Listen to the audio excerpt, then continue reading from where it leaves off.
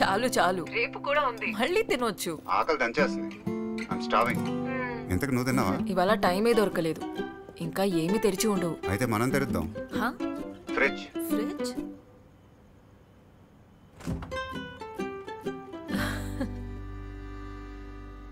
నువ్వు చేసావా? Lloyd refrigerator with 10 vent technology. ఇది ఆహారాన్ని చాలా సమయం తాజాగా ఉంచుతుంది.